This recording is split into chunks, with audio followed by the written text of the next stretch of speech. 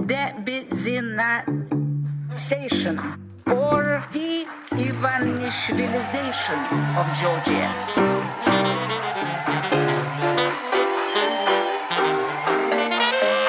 What does it mean, de-oligarchization? It means de-Ivanishvilization or de-Ivanishvilization of Georgia.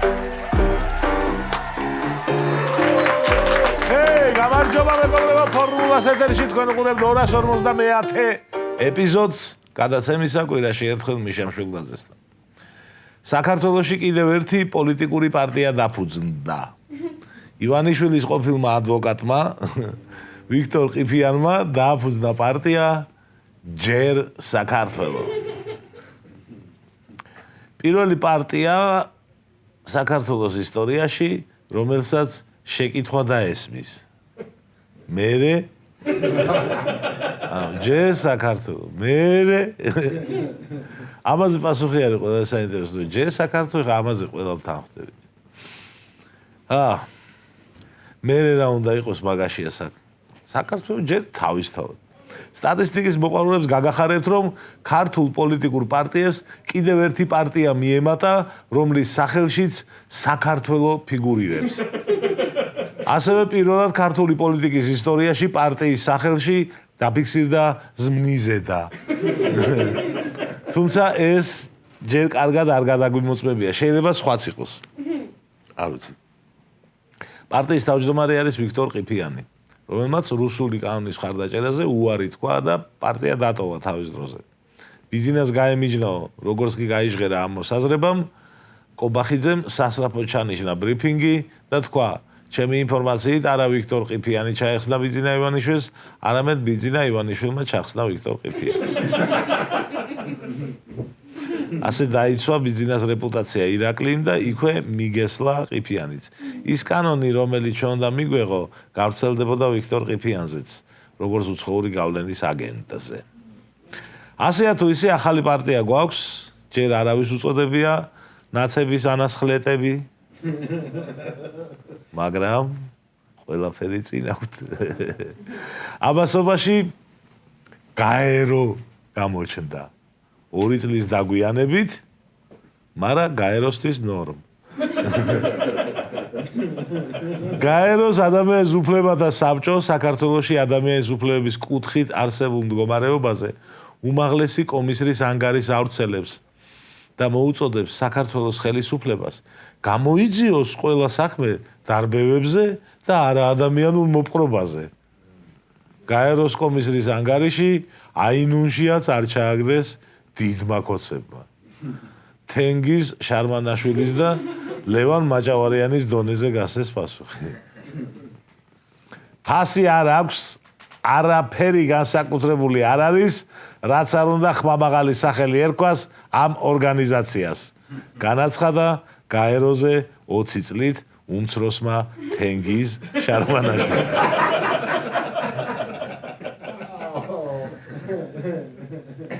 რა ხარებამ უთხრა, რომ იარეთ ქუჩებში და ვისაც წააწყდებით თავებით დაუხეთქეთო?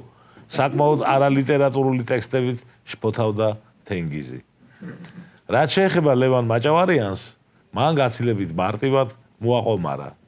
ჩვენ არანაირი რეკომენდაციის გათვალისწინებას არ ვაპირებთ. ბიჭო, წაიკითხეთ, იქნებ რა წერია რეკომენდაციებში, ხო? იქნებ წერია, რომ წყალისვით. ზაფხულია, ძალიან მაღალი ტემპერატურაა მთელ მსოფლიოში, სითხის მიღება აუცილებელია. სხვა რა გითხრათ, კოცებმა ამ კვირაშიც ბევრი უკადრებელი იკადრეს, თუმცა არაფერი ისეთი, რაც ადრე არა. არ ვიცი ეს რამდენად კარგი ამბავია. მსოფლიოს ჩემპიონატი გახურდა, პირველ რიგში ნორვეგიას და შვედეთს ულოცავ ჯგუფიდან გასვლას. სამწუხაროდ შვედეთი მე-16 ფინალიდან გამოვარდა, არ გაუმართლათ საფრანგეთს შეხვდნენ.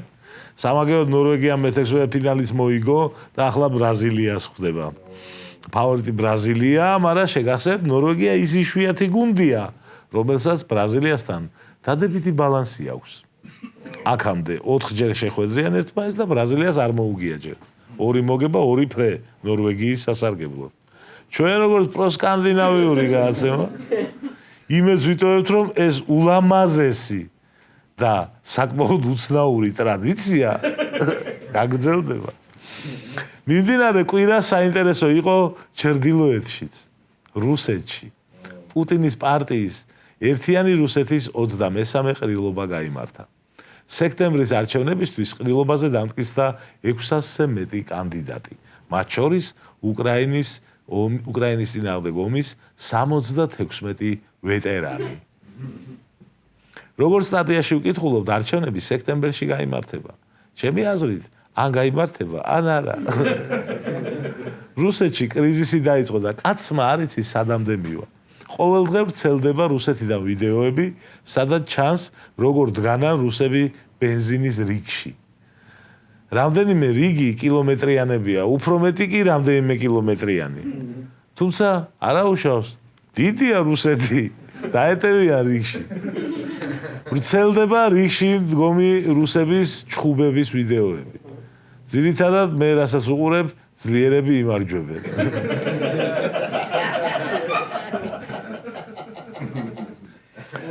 ვრცელდება ნიუსები, მაგალითად ასეთი, რუსებმა ბენზინის რიგში ისე ვიჩხუბეს. კაცმა რიგში მდგომი ქალის მანქანა საბურავი დაუშვა. ახლა იმ ქალს ორი პრობლემა აქვს, საწვავი და საბურავი. ამ ფაქტმა გვიბიძგა გაგვეკეთებინა რუბრიკა ჩვენი მოგონილი რუსობები. დიდი ალბათობით 80% მართლა მომხდარა, ან მოხდება უახლოეს მომავალში, ამიტომ ნებისმიერი დამთხოვა იქნება შემთხვევითი. ვარკუტის ერთ-ერთ სამშობიაროში ქალმა 34 წლის არტილერისტი გააჩინა. ბენზინის რიგში 4 წლის ბავშვმა დედა დაჭრა. ტულაში ბენზინის რიგში ტრაილერშიკებს კრაკაძილშიკებმა დაცხეს. რუსმა ოლიგარქმა ყოველი შემთხვევისთვის ბენზინიზრავიანი მანქანები ხიზი ლალაზე გადააწყვეტა. უკრაინიდან დაბრუნებულ ჯარისკაცს წყალი დაალევინეს და უკან გაუშვეს. ნალჩიკში ბენზინის და დიზელის რიგებმა იშხუბეს. იეროსლავში ქრუის, რომელსაც ქმარიც და საყვარელიც ომში მოუკვდა, 1000 ფრისპინი გადაეცა. მოსკოვის შერემეტიოს აეროპორტში თვითმფრინავი ავარიულად აფრინდა. 25 წლამდე მამაკაცებს ომიდან დაბრუნება აეკრძალათ. ეს იყო რუბრიკა ჩვენი მოგონილი რუსობები. შეგახსენებთ, რომ ნებისმიერი დამთხოვა იქნება შემთხვევით. გადავიდეთ გადაცემის მეორე ნაწილზე, ჩაანალიზებაზე. ჯერ კოკა-კოლა მოვსვათ. არც ერთ ჩაანალიზება არ მოითხოვს ჯერ კოკა-კოლას მოსმას ისე, როგორც დღევანდელი. დღევანდელი ეპიზოდის ჩასაანალიზებელი თემაა ამერიკა 250. ჩვენი 250 ეპიზოდი დაემთხვა ამერიკის 250 დაბადების დღეს. მინდა მადლობა გადაუხადო ჩემი გადაცემის შემოქმედებით ჯგუფს. ამ წლების განმავლობაში მაგ შიგადაში იზარმაცეს და რამდენიმე ეპიზოდი გაგვიცდა. და თქვენი სიზარმაცე რომ არა მეგობრებო, დღეს გვექნებოდა 256, 257 ეპიზოდი სადღაც და ჩვენი 250 ეპიზოდი ვერ დაემთხვეოდა ამერიკის 250 დაბადების დღეს. მადლობა ზომიერი სიზარმაცისთვის. მინდა თითოეულ ამერიკელს მოგილოცოთ დამოუკიდებლობის 250 იუბილე. დიდხანს იყავით, სულ იყავით, არასდროს დაგეკარგოთ მთავარი, მუდამ დარჩით ქვეყნად, სადაც ადამიანის ნიჭს საზღვრებს არ უწესებენ. ამერიკული ოცნების იდეისთვის არასოდეს გადაგეხვიოთ. რა არის ამერიკული ოცნება? ტერმინი ამერიკული ოცნება პირველად დაამკვიდრა ამერიკელმა ისტორიკოსმა ჯეიმს ადამსმა 1921 წელს თავის წიგნში The Epic of America. ადამსის განმარტებით ამერიკული ოცნება არის ქვეყანა, სადაც თითოეულ ადამიანს აქვს შესაძლებლობა საკუთარი უნარისა და მიღწევების მიხედვით მიაღწიოს წარმატებას. ადამსი პირდაპირ წერს, რომ ამერიკული ოცნება არ არის მხოლოდ მაღალი ხელფასი, ძვირადღირებული მანქანა ან სიმდიდრე. მისი აზრით, ეს არის ისეთი საზოგადოებრივი მოწყობა, სადაც ადამიანის წარმატებას განსაზღვრავს მისი ნიჭი, შრომა და შესაძლებლობები და არა დაბადებით მიღებული სტატუსი ან სოციალური ფენა. ადამსმა ტერმინი მოიფიქრა, თორემ ამერიკული ოცნების იდეა გაცილებით ძველია და ამერიკის დამოუკიდებლობის დეკლარაციაში გაიწერა 250 წლის წინ, რომელიც ამბობს, რომ ყველა ადამიანი თანასწორად არის შექმნილი. შემოქმედისგან მინიჭებული აქვს განუყოფელი უფლებები, რომელთა შორისაა სიცოცხლე, თავისუფლება და ბედნიერებისკენ სწრაფვა. ამერიკა არ გპირდება ბედნიერებას, სახელმწიფო გაძლევს შესაძლებლობას და შემდეგი შენს ნიჭსა და შრომაზე არის დამოკიდებული. ეს არის რაზეც დგას ამერიკა. მჯერა რომ ამ იდეას არასოდეს უღალატებს ამერიკის შეერთებული შტატები. თუ უღალატებთ, ამერიკა აღარ იქნება. სახელმწიფო იქნება, მაგრამ სხვა სახელიც იგივე იქნება, მაგრამ ამერიკა აღარ იქნება. სხვათა შორის ჩვენს გვინდოდა ეგეთი საზოგადოების შექმნა. გრიგოლ ორბელიანმა პოემაში სადღე გრძელო თქვა: მიეცით ნიჭსა გზა ფართო, თაყვანისცემა ღირსებას. ნიჭს აძლევს ზენა მხოლოდ კაცს და არა გვარის შვილობას. მიუხედავად იმისა, რომ გრიგოლ ორბელიანი ჩემი აზრით, რავი, მე ტოპ 1000 ქართველში არ შევიყვანდი. ეს არის ძალიან მაგარი რაღაც, რაც გითხრა და აი ამაში უნდა დაგვეჯერებინა. სამწუხაროდ ნიჭს ფართო გზა არ მივეცით არასდროს და დღეს ქართული ოცნება როგორც იდეა ამერიკული ოცნების იდეის ანტონიმია. მიეცით უნიჭოებს გზა ფართო და ცემა ღირსებას. ანუ თაყვანის ცემიდან მხოლოდ ცემა აუტოვეთ ღირსებას და ნიჭიერები უნიჭო კონფორმისტებით ჩავანაცვლეთ. თუმცა ჩვენი მოდელიც საინტერესოა, ვინაიდან სამყაროში ყაველაშვილი უფრო მეტია ვიდრე ჯორჯ ვაშინგტონი. ჩვენს მოდელში გაცილებით მეტ ადამიანს ეხსნება გზა ფართო. სამწუხაროდ ნებისმიერ ქვეყანაში ნაკლებად ნიჭიერი ადამიანების რიცხვი გაცილებით დიდია ვიდრე ნიჭიერების. უფრო სამართლიანი არ იქნება ნიჭიერებს მივცეთ, ნაკლებად ნიჭიერებს მივცეთ ფართო გზა, ანუ უფრო მეტს. რავი, ნახოთ, შეიძლება ჩვენი მოდელი სჯობდეს ამერიკულს. შევხედოთ 50 წლის შემდეგ. თქვენ უკეთესი სახელმწიფო იქნებით თუ ჩვენ და მერე გადავწყვიტოთ. ამ მომენტისთვის აშკარაა თქვენი უპირატესობა. მაგრამ 50 წელიწადში ვნახოთ. რავი, ჩემი აზრით საუკეთესო მოდელია ნიჭიერებს მივცეთ გზა ფართო და კონკურენციაში დამარცხებულებს დამატებითი სპეციფიკური გზები გაუხსნათ წარმატებისკენ. რავი, მაგალითად, ლაშა ტალახაძე არ არის უნივერსალურად ნიჭიერი ადამიანი, მაგრამ სიმძიმეების აწევა საუკეთესოდ გამოსდის მთელს პლანეტაზე. შესაძლებელია, რომ ფიცარნაგზევე შეიქმნას დამატებითი გზები ადამიანის თვითგანვითარებისთვის და პარლამენტში არ მოიჭრას თავი. ხო შეიძლება? მოკლედ, ამერიკას უამრავი ფაქტორის ერთობლიობა ქმნის, მაგრამ ერთ წინადადებამდე თუ უნდა დავიყვანოთ, ამერიკა არის ნიჭსა გზა ფართო, საზღვრების და შეზღუდვების გარეშე. იმედია, რომ აი ეს არასდროს შეიცვლება. დღეს ამერიკა ბევრი გამოწვევის წინაშეა, როგორც მთელ მსოფლიოში. ამერიკაში შეაღწია პოლარიზაციამ, ტროლბოტობა იქაც მუშაობს საზოგადოების დაყოფა დაქსაქსვაზე. ამერიკულ დემოკრატიულ ინსტიტუტებს ბევრი მტერი ჰყავს, გარედანაც და შიგნიდანაც. პოლიტიკური კლასის დონე საკმაოდ დაწეულია.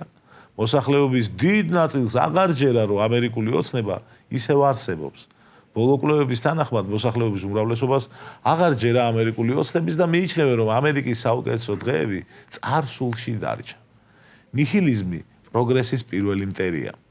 ამერიკის საზოგადოებას უსურვებ, რომ საზოგადოებაში მალე დამარცხდეს ნიჰილიზმი. ამერიკელებს ყოველთვის ჯეროდათ, რომ ყოველი შემდეგი თაობა უკეთი ცხოვრობს ვიდრე წინა. გასული 250 წლის მანძილზე ამერიკა ამას ახერხებდა კიდეც. ყველა შემდეგი თაობა ცხოვრობდა უკეთ ვიდრე წინა. ეს ტენდენცია რომ შენარჩუნდეს, პირველ რიგში აუცილებელია რწმენის შენარჩუნება. თბილისში, ამერიკის საელჩოში საზეიმო მიღება გაიმართა. მივიდნენ ქოცებიც, ოპოზიციის წარმომადგენლებიც. საბედნიეროდ წელს ამერიკის საელჩოში ხელი არავის გაუქნევია. 4 წლის გახდა მისი ჩხუბი ამერიკის საელჩოში. ამბობენ 10 წლის რომ გახდება ეს ამბავი კიდევ დაპატიჟებენო. ანრი დიდი ხანია აღარ ჩანს, რა დააშავა არ ვიცით. მეც ვიყავი საელჩოში, ნუ გეშინიათ, ქოცებთან არ გვიჭახუნებია იქ არავის ჭიქები, თუმცა შემთხვევით ერთ ისეთ ბობოლა ქოც ჩამოვართვი ხელი, რომ რავი, გავარტყი ობამა პუტინის გადატვირთვის პოლიტიკა.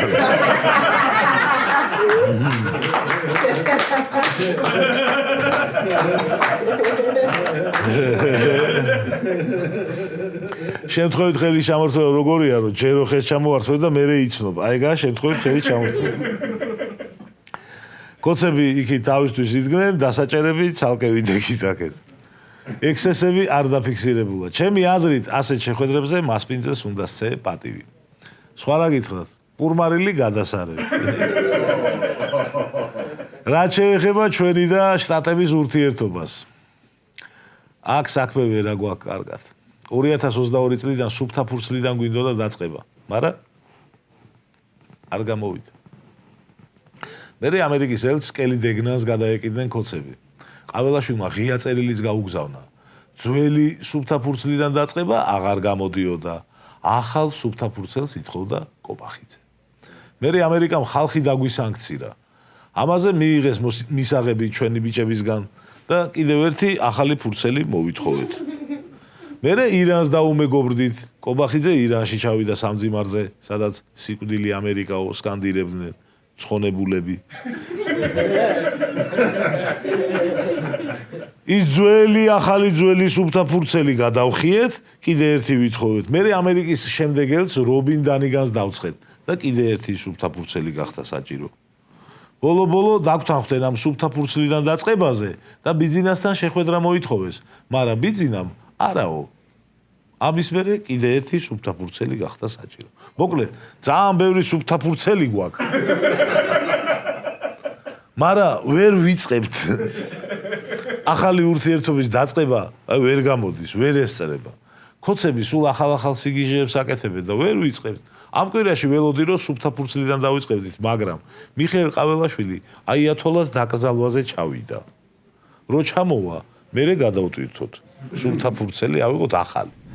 რომ შევაჯამოთ ქოცების და ამერიკის ურთიერთობა, ჩამოვთვალოთ, მოდი ახლა რა მოხდა დადებითი, რა უარყოფითი. როგორც საიუბილეო გააცემა, დავიწყებთ უარყოფითებით და დადებითი მერე გამოუშვათ, რომ კაი ხასიათზე დავამთავროთ გააცემა. მაშასე უარყოფითები.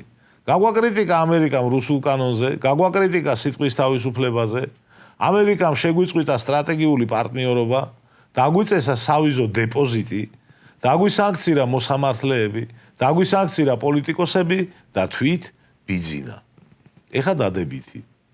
ტრამპმა ხელი აუწია ერთ სექტორს, სადაც ყაველაშვილი ზიჯდა და მიხეილმაც გაუღიმა. კარგი ამბავი კიდე ისაა, რომ დამოუკიდებლობის დღე ჩვენც გვაქვს და ამერიკასაც და ანუ წელიწადში მინიმუმ 2 ჯერ მოგვიწევს მილოცვა.